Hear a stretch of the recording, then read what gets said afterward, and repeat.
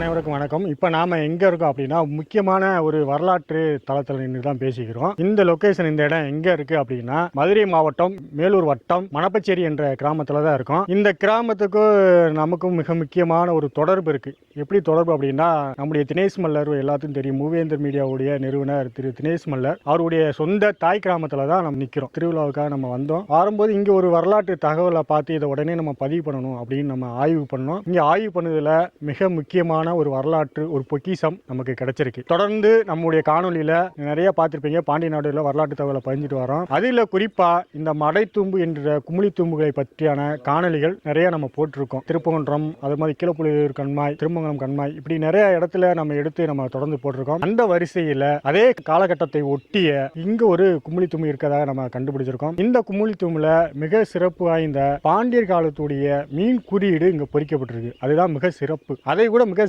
சிறப்பு என்னன்னா, இது வந்து நம்முடைய தினேஷ் மல்லர் அவர்களுடைய சொந்த தாய் கிராமமா இருக்கு. அவருடைய தாய் கிராமத்துல இப்படி ஒரு வரலாற்று சிறப்பு மிக்க ஒரு அடையாளத்தை வந்து நம்ம பதிவு பண்றதுல உண்மையிலே இந்த பாண்டிய நாடு வலைவலி மகிழ்ச்சி கொள்றது. இந்த வரலாற்று தகவல்களை உங்களுக்கு கடத்துவதற்காக தான் இந்த பதிவை பதிவு பண்றோம். இந்த வரலாற்று பின்னணி குறித்து இங்குள்ள கிராமத்தை சேர்ந்த பெரியோர்கள்ட்ட நம்ம அதை காட்சிப்படுத்த போறோம். அது மட்டும் இல்ல, மூவேந்தர் மீடியாவுடைய தினேஷ் மல்லரும் இந்த ஊருக்கும் இந்த குமிழித்தும்புக்கும் உள்ள தொடர்பை பற்றி உங்களுக்கு சொல்லுவாரு. இவரோடு கூட தொடர்ந்து நம்மளோடு களத்தில் இயங்கிக்கிட்டு இருக்கிற தமிழர் மீட்பு களத்தினுடைய நிறுவன தலைவர், வரலாற்று ஆய்வாளர், பேச்சாளர் திரு கரிகாலன் மல்லர் அவர்கள் நம்மளோடு இணைஞ்சிருக்கார். அவரும் இந்த காணொலி வாயிலாக இந்த வரலாற்று தகவலை உங்களோடு பகிர்வார். தொடர்ந்து நம்ம வந்து வரலாற்று காணொலியில் நம்ம பதிவு பண்ணிட்டு வரோம். அந்த வகையில இந்த குமிழித்தும்பு அப்படின்னு சொல்லுகிற இந்த மடைத்தூம்பு முதலில் இந்த மண்ணிற்கு அறிமுகப்படுத்தியவர்கள் பாண்டியர்கள். இவர்கள் தான் இந்த மடைத்தூம்பு டெக்னாலஜியை கண்டுபிடித்தார்கள். அதற்கு பின்னால் வந்த சோழ அரசும் சேர அரசுகளும் அதை விரிவாக்கம் செய்து தமிழகம் முழு பரவலாக அதை கொண்டு போய் சேர்த்தார்கள். அந்த வகையில் இங்கு நாம் பார்த்துக்கிட்டு இருப்பது இது பாண்டியர் காலத்துடைய கும்மிளி தும்பு என்பதை உறுதிப்படுத்தும் விதமாக இங்கு ஒரு மீன் சின்னம் பொறிக்கப்பட்டிருக்கிறது. அது மட்டும் இல்லாம இந்த கல்லுடைய அமைப்பு, இதனுடைய சிற்பம், இதனுடைய எடை, இதனுடைய உருவம், இது எல்லாம் நம்ம தொடர்ச்சியா நம்ம பார்த்துட்டு வர கீழப்புலியூர் கண்மாயில் உள்ள அந்த கும்மிளி தும்பாலும் சரி, திருமங்கலத்தில் உள்ள கீழவரப்பனூர்ல இருக்கிற அந்த கும்மிளி தும்பாமல் இருந்தாலும் சரி, திருப்பங்கோட்டத்தில் இருக்கிற அந்த மடை தும்பு கும்மிளி தும்பாலும் இருந்தாலும் சரி, அதே காலகட்டத்தை சேர்ந்த அந்த வடிவமைப்பை இந்த கும்மிளி தும்பு அமைந்திருக்கிறது ஆச்சரியப்படுத்துது. இப்போ ஒரே காலகட்டத்தில் ஆட்சி செய்த ஒரு பாண்டிய மன்னனால தான் இதை வந்து கட்டமைப்பு பண்ணிருக்கணும் அப்படின்ற ஒரு தகவலுக்கு ஒரு உறுதிப்படுத்துறதுக்கு நம்ம வர்றோம். இது மட்டும் இல்லாம ஏற்கனவே கீழப்புலியூர் கண்மாயில அங்க வெட்டப்பட்டிருக்க குளத்துல ஒரு வட்ட எழுத்தே இருக்கு. அந்த வட்ட எழுத்துடைய காலத்தை வச்சு நம்ம வந்து கிபி 10 அல்லது 12ஆம் நூற்றாண்டை சேர்ந்ததாக இருக்கலாம் அப்படின்ற வரலாற்று ஆய்வாளர் சொல்றாங்க. அந்த வட்ட எழுத்துல பாண்டியனுடைய அமைச்சரவையில் இருந்த குட்டிமார கிழவனால் வெட்டப்பட்ட குளம் என்று அந்த வட்ட எழுத்துல பதிவு பண்ணிருக்காங்க. நல்லா புரிஞ்சுக்கணும். கீழப்புலியூர் கண்மாயில ஏற்கனவே நம்ம காணொலியா பார்க்காதவங்க அதை போய் பாருங்க. அதை காட்சிப்படுத்திருக்கோம். அந்த வட்ட எழுத்துல, அந்த வட்ட எழுத்துல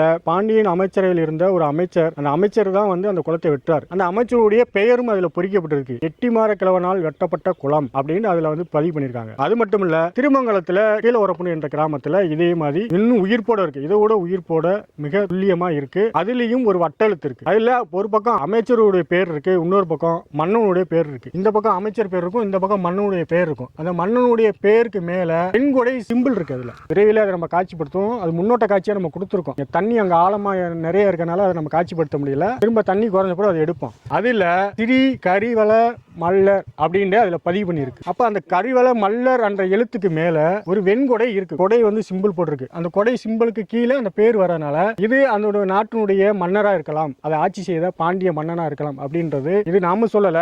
வரலாற்று ஆய்வாளர்கள், தமிழ்நாடு தொல்லியல் துறை இது வந்து ஆவணப்படுத்தியிருக்காங்க, அது பதிவு பண்ணியிருக்காங்க. அந்த கல்வெட்டை நம்ம பதிவு பண்ணியிருக்காங்க. ஆனா காட்சி இது வரைக்கும் யாரும் படுத்தினால நம்ம தான் அதை காட்சிப்படுத்திருக்கோம். அப்படி அந்த அமைச்சருடைய பெயரும் அந்த மன்னனுடைய பெயரும் பதிவு இருக்கு. இங்க இந்த குளத்துல எங்கேயுமே இது வரைக்கும் நம்ம தொடர்ச்சியா நிறைய கல்வெட்டை பார்த்திருக்கோம். எங்கேயுமே மீனுடைய சிம்பிள் இல்ல. ஆனா இங்க இரட்டை மீன் வந்து சிம்பிள் இருக்கு. அப்ப இது வந்து கூடுதல் நமக்கு வந்து தகவலை உறுதிப்படுத்துது, பாண்டியர் காலத்துடைய தகவலை உறுதிப்படுத்துது. மேலும் இந்த தாய் கிராமத்துல நம்ம சொன்ன மாதிரி ஏற்கனவே சொன்ன மாதிரி தினேஷ் மல்லருடைய தாய் கிராமத்துல இங்க இருக்கிற இங்க வாழ்கிற பெரும்பான்மையா மக்கள் யார் அப்படின்னா மல்லரனும் தேவேந்துகுல வேளாளர்கள் தான் பெரும்பான்மையா வாழ்றாங்க.